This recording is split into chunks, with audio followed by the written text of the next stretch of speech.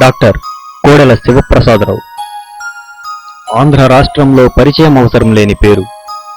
గుంటూరు జిల్లా నకరికల్లు మండలం కండ్లకుంట లాంటి మారుమూల గ్రామంలో సాధారణ రైతు కుటుంబంలో శ్రీ కోడెల సంజీవయ్య దంపతులకు జన్మించారు.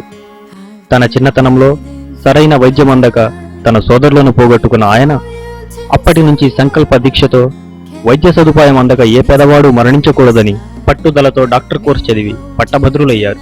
అప్పటి నరసరావుపేట లాంటి చిన్న పట్టణంలో వైద్య సేవలు మొదలుపెట్టి పేదలకు ఉచిత వైద్యం, మధ్యతరగతి వారికి అతి తక్కువ ఫీజుతో వైద్యం చేస్తూ అనతి కాలంలోనే మంచి హస్తవాసి గల డాక్టర్గా పేరు తెచ్చుకున్నారు.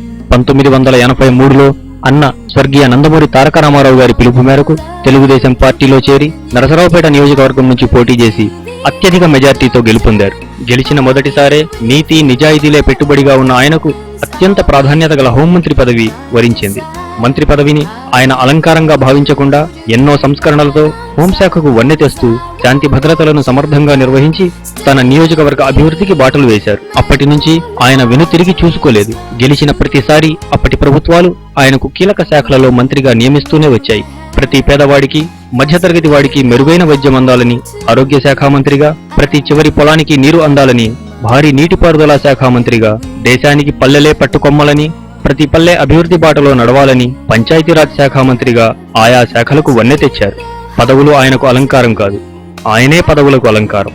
నియోజకవర్గంలో ఎన్నో అభివృద్ధి కార్యక్రమాలు శిలాఫలకాలుగా మిగిలిపోకుండా అంకిత భావంతో పూర్తి చేసి నరసరావుపేట నియోజకవర్గాన్ని అభివృద్ధి పదంలో నడిపారు. పార్టీలకు అతీతంగా అభిమానులను సంపాదించుకున్నారు. ప్రముఖ ఆధ్యాత్మిక శైవ క్షేత్రం కోటప్పకొండలో అసాధారణమైన అభివృద్ధి చేసి రాష్ట్రంలోనే ముఖ్యమైన శైవ క్షేత్రాలలో ఒకటిగా నిలిపారు.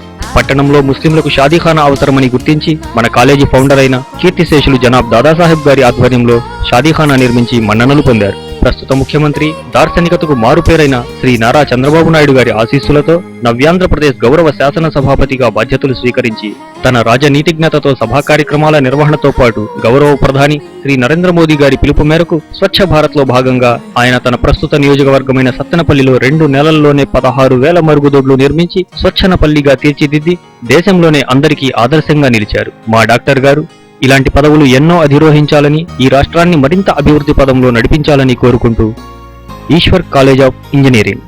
Thank you.